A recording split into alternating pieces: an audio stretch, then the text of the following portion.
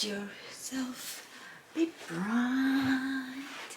Have yourself a merry little Christmas. Let the future shine.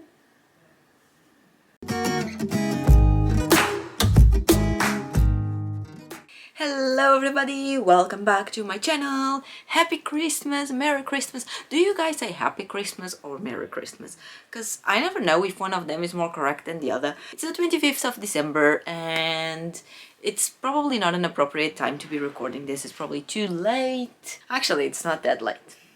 So, welcome to my All Things Christmas. I have a bunch of things I want to talk to you and show you and do things, and they're all related to Christmas, and ideally they would all be individual videos, but then I thought, screw that, let's just throw everything in the mix and talk about everything. So how was your Christmas? I hope you had fun. I hope you received gifts if that's what you're into, and if you hate gifts, I hope you got none.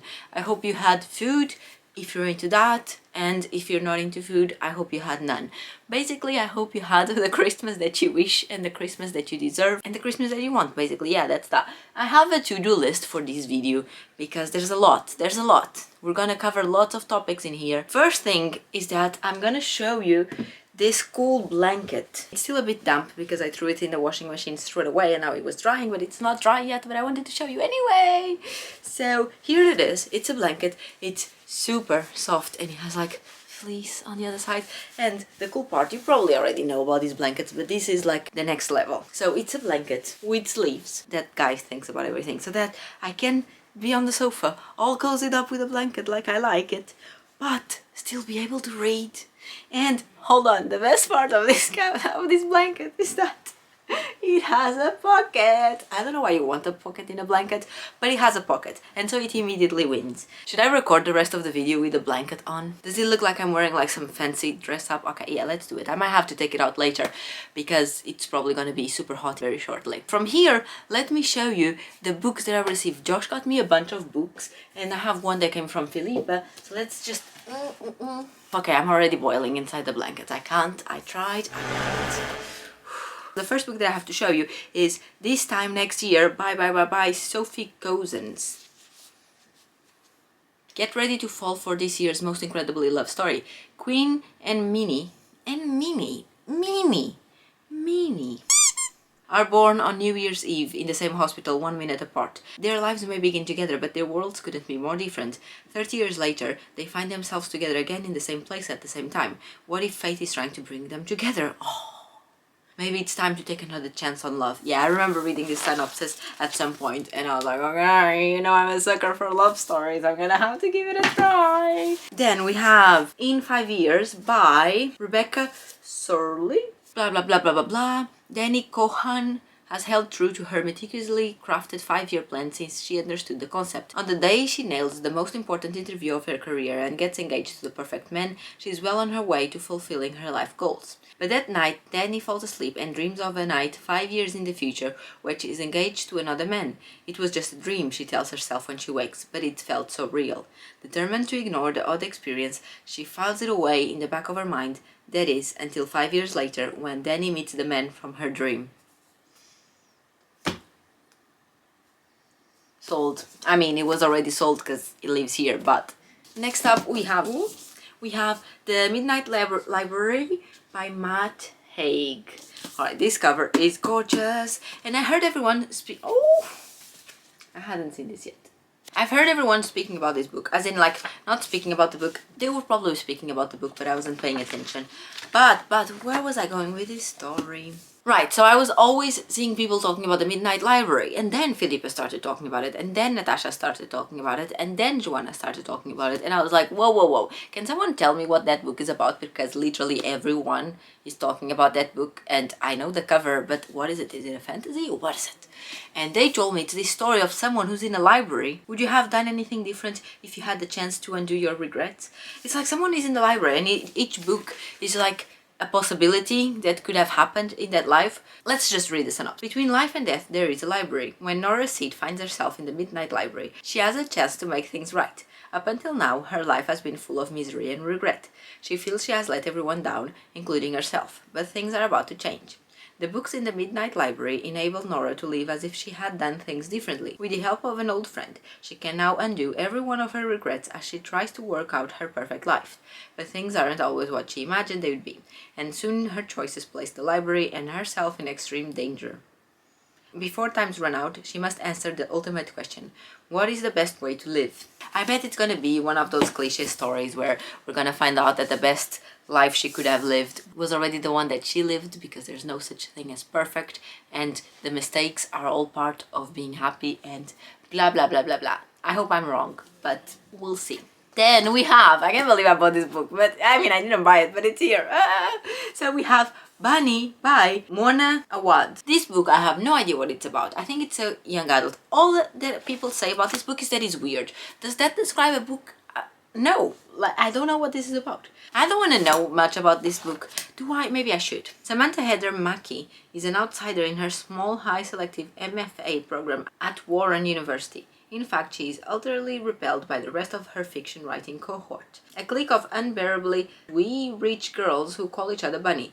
But then the bunnies issue her with an invitation, and Samantha finds herself inexplicably drawn to their front door across the threshold. Oh, what is happening with the words? And down the rabbit hole. Blending sharp satire with fairy tale horror, Bunny is a spellbinding. What is happening with my reading skills? Blending sharp satire with fairy tale horror, Bunny is a spellbinding trip of a novel from one of fiction's most original new voices. I don't know how to read. I don't know. Let's leave this one for last. Then we have, guys, I finally have it. Lock Every Door by Riley Sager. How many times have you heard me mention this book in this channel? Thousands. And I never have the book to show you because I didn't own it, because I listened to it on audiobook last year and Josh got me a copy of the book. I finally have it. Oh my god, the books are getting wet because the blanket is wet. My legs are probably getting wet as well. Hold on, go over there. Next book Josh got me was The Seven Husbands of Evelyn Hugo. I was gonna say Evelyn Hardcastle, but that's another one. Evelyn Hugo by Taylor Jenkins Reid. Exciting, everyone loves this book. Everyone, I know everyone loves it. I don't know if it's gonna be my jam. Everyone tells me it is, but it's set in like a long time ago. But then we have The Boy, the Mole, the Fox and the Horse by Charlie, what does it say? McKessie. I'm not sure what the word actually spells in them. Also, this is a limited edition. I don't know what's the difference. I don't know if it's the end pages or if they're all gorgeous like that. I have the feeling that this thing on other editions is blue. I might be wrong. This one is really dark green. I don't know what this book is about. I know it has weird drawings and weird calligraphy, and we all love it because of that. And I'm gonna be reading it soon. Maybe I'll read it today. Who knows? And then we come to the last book of this book haul. This was the gift from Philippa for Merry Christmas gift. Okay, before I show you the book Philippa gave me, let me show you the gift Joanna and Natasha got me. They got me a together gift. And it was a gift for the new house. And it had the note saying they saw it and they immediately thought about us and they had to get it, and it's already in display. So here's the picture that I took when I put it in display. You see, it's a doormat. It says departures when you're leaving the house and arrivals when you're arriving into the house. Yeah, so we have an airplane doormat now. And then Philippa gave me this book. You see the theme here? I don't know how they could guess such theme, but yeah. So this is called The Flight, and I have no idea what this book is about. I've never heard of it, never heard of this author. 2 passengers, 2 tickets, 1 chance to escape. Claire and Eva lead very different lives, but they have one thing in common. They are both in huge danger and need to disappear. A chance encounter at the airport presents the 2 women with a simple but crazy solution. Switch flights, then drop off the grid when they land. But one woman will never reach her destination. What? The Flight is a smart, tense and twisting narrative that will have you hooked from the first page to the last. How does she not reach the destination? Does the plane crash? Is she killed during the flight? Maybe she has someone after her and that person goes onto the plane and then kills her, but then ends up killing the wrong person. Did I just predict the whole story here? Hope not. I don't know why I'm recording this video, because this is clearly not going well. let's move on. What am I doing? Christmas haul, I've done that. And then the doormat, I've done that. Book plain synopsis, I've done that. I also want to show you the cute family picture photo. Family photo or family picture? That me, Josh and Shuki. I need to go to bed or something. I don't know what's happening. The cute family photo. Yes, family photo that me, Josh and Suki took this morning on Christmas Day. Here it is. Some of you might have already seen it on Instagram. It's so cute. I mean, look at that. Suki is smiling. Suki is smiling. Then I also want to mention, can you please go see Filipa's video? She published a video today, or maybe yesterday, depending on when this video goes live. But she published a video on Christmas Day of her opening gifts that people sent her, and she received the most cute things, most adorable things, and also she cried a bunch. So if you wanna go see Filipa like properly bawling her eyes out, go see that video and give her some love. Oh, lots of you asked me about my Christmas dinner, and you were all very intrigued about the ham because I showed you my Christmas haul on my last day of Jingle My Christmas. I'll leave the card here for that vlog. In that grocery haul, I showed you that we were having a ham instead of turkey, and so many people left comments and or DM'd me on Instagram asking, I'm so curious to see that Christmas ham, like what the hell. I know it's not a common thing in Portugal and I had never had it before, I think. I don't know. So the end result, let me show you our little Christmas table. Bear in mind there's only 2 of us and I don't own any fancy serving plates or anything, so everything was served into like either the oven containers or on actual plate, and that's good enough because there's no plates that we keep and we use only once a year. So yes, so that's our little Christmas dinner table. We had the ham, I'll talk about that in a second. We had a pile of sausages, we still have a bunch of them for tomorrow. We had potatoes, we had maple syrup, carrots and parsnips. They are so good. I had no recipe for it. I'll tell you in a second how I did them. Okay, there's so many things too. Okay, I need to add them to the to-do list because my brain is not working today. We had green beans. We had stuffing balls, but that ended up being cooked in a tray instead of a bowl. So it was basically just stuffing, like instant stuffing. You just add boiling water to it, you mix, you cook in the oven. Perfect, delicious. What else was there in our Christmas table? Oh, Yorkshire puddings. It's this weird British thing. We bought the frozen ones. You literally pop them in the oven for 6 minutes and they're done. It's like this bread thing. I don't know what they are. They're very fluffy, but like they are empty in the middle. So when you pour the gravy, we also had gravy. When you pour the gravy on top of your food, it's like a little bucket for gravy. I don't love them. I think they taste a bit like nothing. And I'm also not a huge fan of great amounts of gravy in my food. So I don't see the point of having literally a bucket of gravy on my plate. But it's very traditional here in the UK and we had that. We had potatoes. Did I tell you about potatoes? They were just normal roasting potatoes in the oven. Now I want to tell you about the ham. So the ham is basically, how do I explain this? It's a huge chunk of pork and ours was roasted honey ham. I think that's the name. It's crazy expensive. In my opinion, not worth it. I didn't like it that much. But yeah, we didn't have turkey. I mean, we had turkey in the supermarket, but I didn't want to season it. Are you even looking at me at the moment? Yeah, so we got the ham. What is happening? We had the ham. All I did to it was put it in a tray, wrapped in foil, and then it was in the oven for like 2 hours, 45 minutes or something, and then we slice it and we eat. It does taste like the ham. You would put it in sandwiches, just not so intense. That's how I would describe it. And you don't obviously cut it in super thin slices. You cut it like if it was, you know, any other meat. Josh loves it. It's okay. Tastes like ham. I don't know, for me it's a bit weird that it tastes like ham, even though it's not as intense as normal ham. I just find it weird. It's like, imagine, here we go, imagine you buy like sliced ham in the supermarket, right? But you buy, it's weird though, right? Because I just said this one was really expensive. But if you buy the really cheap, horrible branded one, that like doesn't taste like much, so it's ham but not as intense. Yeah, right, so you're picturing that. And then you grab like, let's say 10 slices of it and you go and you just like pure ham, not very intense one. That's how it tastes like. It's a bit weird. So for me, it's weird. The texture, it's a bit more on the meat side because it's not as soft as ham. Guys, it's really difficult to describe food, okay? Basically, that's that. Oh, the carrots and the parsnips, right? So lots of people don't know what parsnips are.